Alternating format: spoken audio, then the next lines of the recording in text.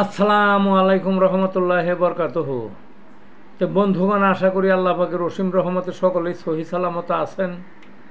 তো কবি Gazi Akkas Ali YouTube channel 017140885009 এর পক্ষ থেকে আপনাদের সকলের প্রতি রইল একান্ত আন্তরিক শুভেচ্ছা ও ভালোবাসা। তো বন্ধুগণ, এখন আপনাদের সামনে যে বয়ানটা করার চেষ্টা করব সেটা হলো নিউমোনিয়া রোগে হোমিওপ্যাথিক চিকিৎসা। নিউমোনিয়া রোগ সবাই জানেন, কি যাদের হয়েছে বা যাদের বাড়িতে হয়েছে বা না হয়েছে তাও একটা ধারণা আছে। এটা হলো একটা ফুসফুসের রোগ, শ্বাসযন্ত্রের রোগ, কঠিন রোগ। এটা হঠাৎ হয়, যে কোনো বয়সে হতে পারে, তবে ছোট ছেলেপেলেদের হয় অনেক বেশি।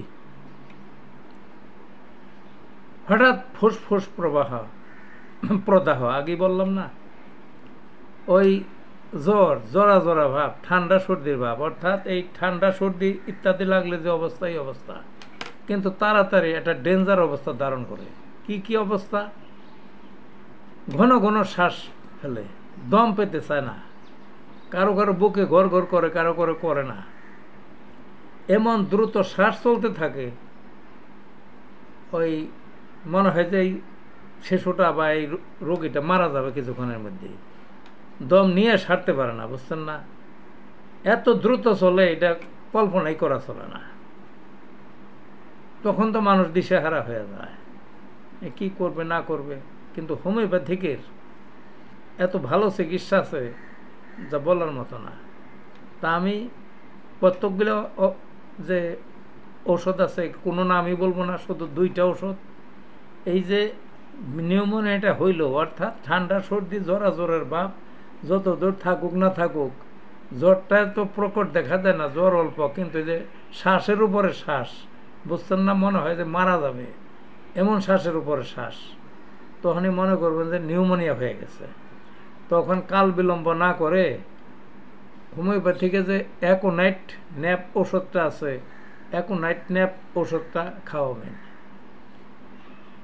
বেশি ছোট ছেলে পেলে যদি হয়, খুবই ছোট্ট শিশু, তাইলে 6 পাওয়ারের খাওয়ালেই যথেষ্ট। ঘন ঘন খাওয়াইতে থাকেন, কোনো সমস্যা নাই। আর যদি আর একটু বড় হয়, তাহলে 30 পাওয়ারের বা ওই 200 পাওয়ারেরও দিতে পারেন। এই ওই ঘন ঘন মানে 3-4 ঘন্টা পর পর খাওয়ান, দেখবেন যে বহু কমে আসবে। পরে সালফার নামে যে একটা ওষুধ আছে, এটা কয়েকটা ডোজ খাওয়াইলে 200 পাওয়ারের, দেখবেন যে একেবারে শেষ।